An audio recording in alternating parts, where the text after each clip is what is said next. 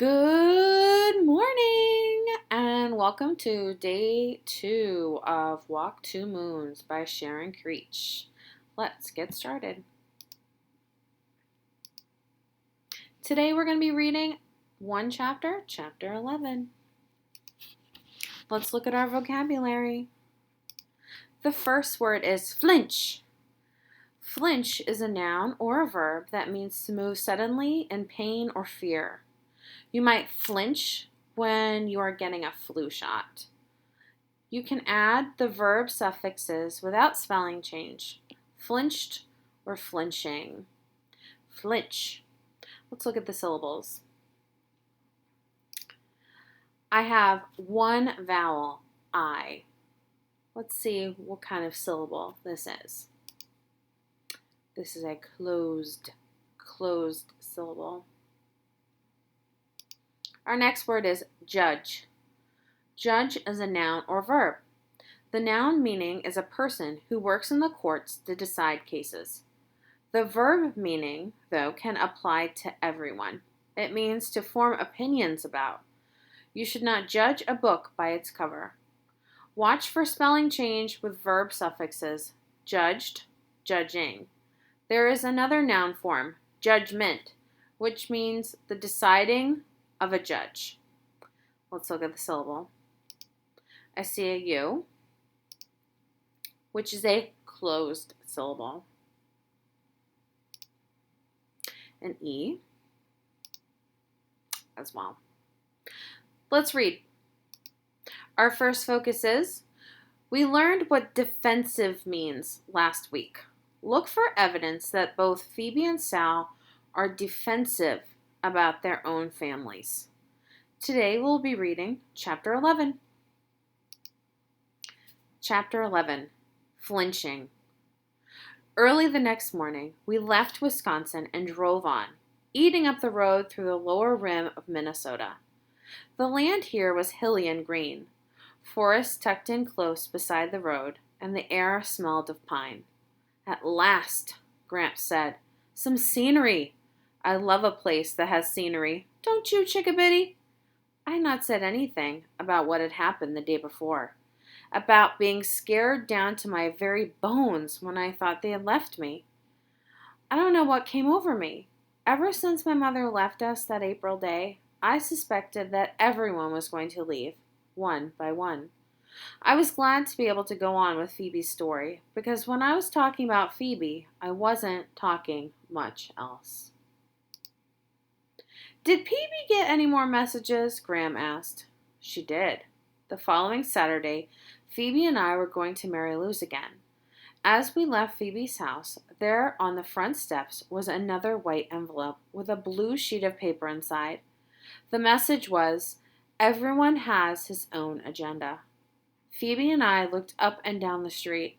There were no sign of the message leaver. Mary Lou thought the message, this one and the other one, were intriguing. How exciting, she said. I wish someone would leave me messages. Phoebe thought the messages were spooky. It was not the words that bothered her. Nothing too frightening there.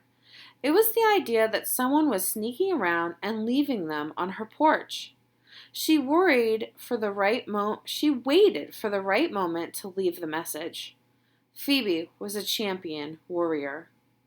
We tried to figure out what the message meant. Okay, Phoebe said. An agenda is a list of things to be discussed at a meeting. So maybe it's for your dad, I suggested. Does he go to meetings? Well, I guess, Phoebe said. He's ever so busy all day long. Maybe it's from his boss, Mary Lou said. Maybe your father hasn't been conducting his meetings very well. My father is very organized, Phoebe said. What about the other messages? Mary Lou said. Don't judge a man until you've walked 2 moons in his moccasins. I know what it means, I said. I've heard my father use it lots of times. I used to imagine that there were 2 moons sitting in a pair of Indian shoes. But my father said it means that you shouldn't judge someone until you've walked in their moccasins, until you've been in their shoes, in their place. And your father says this often? Phoebe said. I know what you're thinking, I said, but my father isn't creeping around leaving those messages. It isn't his handwriting. When Ben came into Mary Lou's room, she asked him what he thought it meant. He took a sheet of paper from his desk and quickly drew a cartoon. It was a little spooky, because what he drew was identical to what I used to imagine, a pair of Indian moccasins with 2 moons in them. Maybe, Mary Lou said to Phoebe, your father is being too quick to judge people at work. He needs to work in their moccasins first. My father does not judge too quickly, Phoebe said.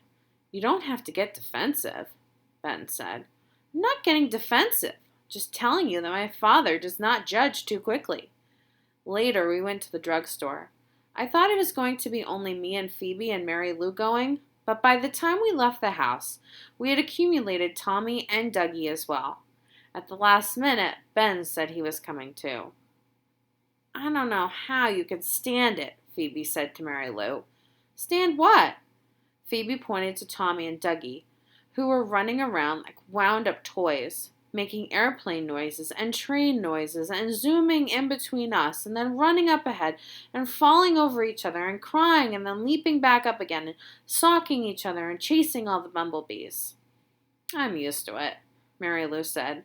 My brothers are always doing beef-brained things. Ben walked right behind me all the way, which made me nervous. I kept turning around to see what he was doing back there, but he was just strolling along smiling. Tommy bashed into me, and when I started to fall backward, Ben caught me.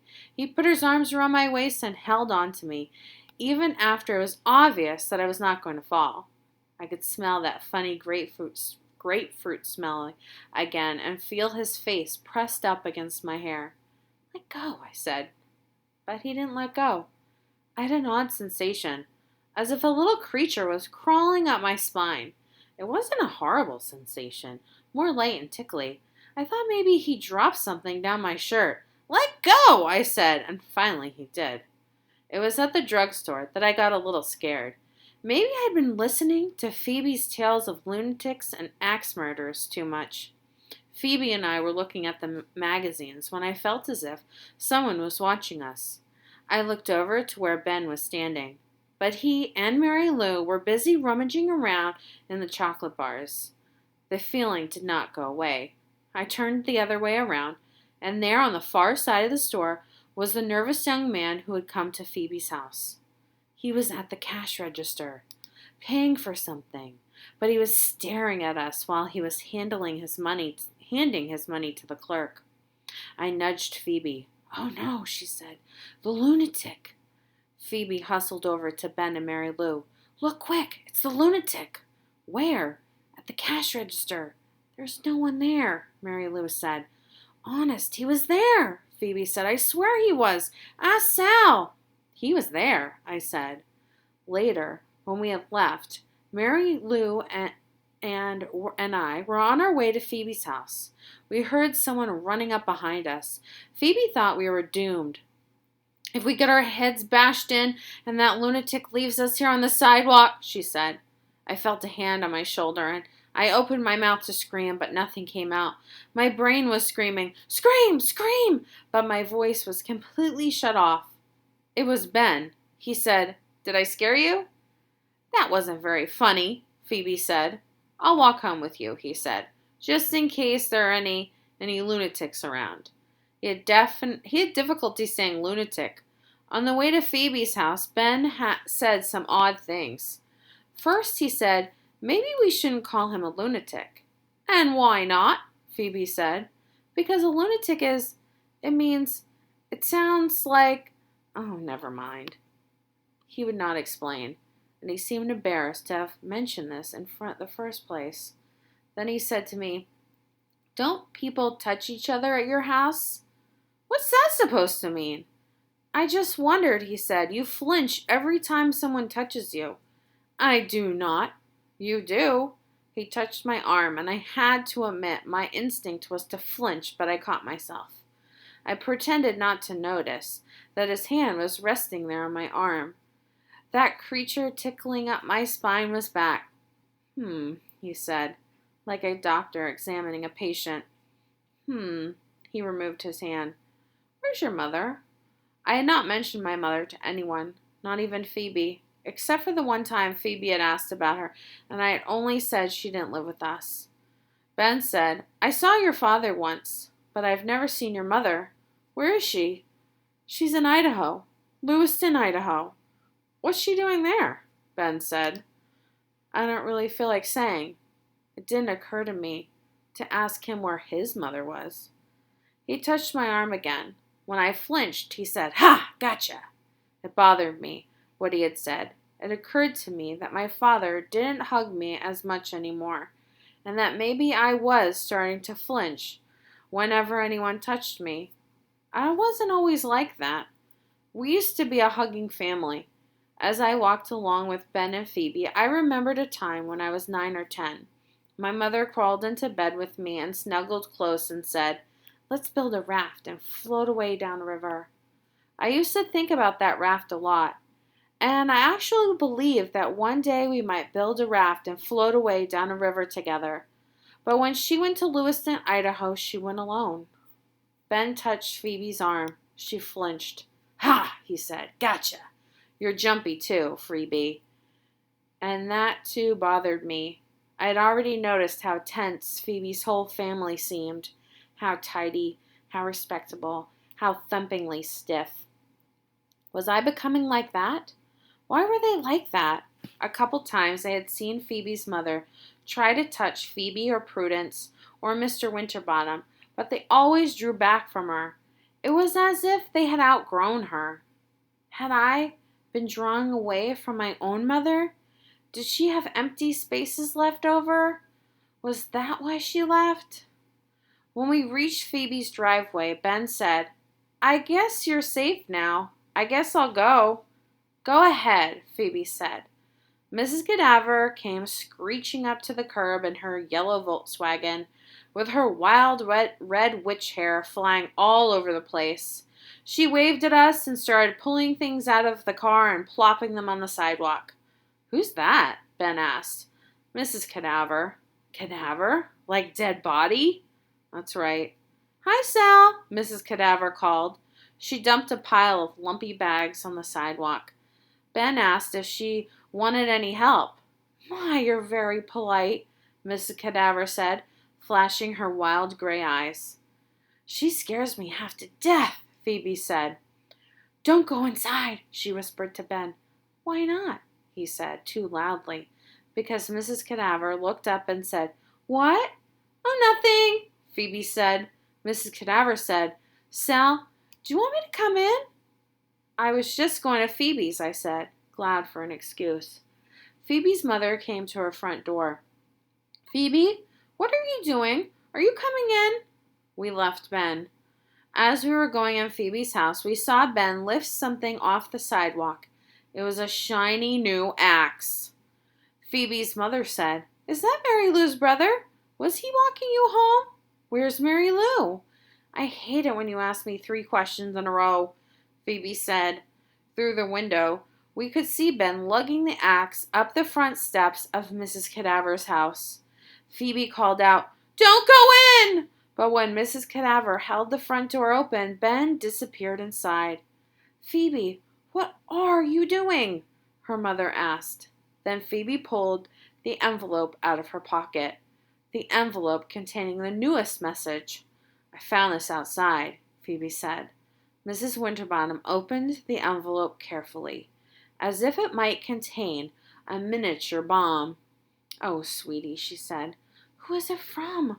Who is it for? What does it mean? Phoebe explained what an agenda was. I know what an agenda is, Phoebe. I don't like this at all. I want to know who is sending these. I was waiting for Phoebe to tell her about seeing the nervous young man at the drugstore, but Phoebe didn't mention it. A little later, we saw Ben leave Mrs. Cadaver's house. He appeared to be all in one piece. That day when I got home, my father was in the garage, tinkering with his car. He was leaning over the engine, and I couldn't see his face at first. Dad, what do you think it means if someone touches someone else and that person being touched flinches, do you think it means that the person being touched is getting too stiff? Dad turned slowly around. His eyes were red and puffy. I think he had been crying. His hands and shirt were greasy, but when he hugged me, I didn't flinch. And that's all for our reading for today. See you soon.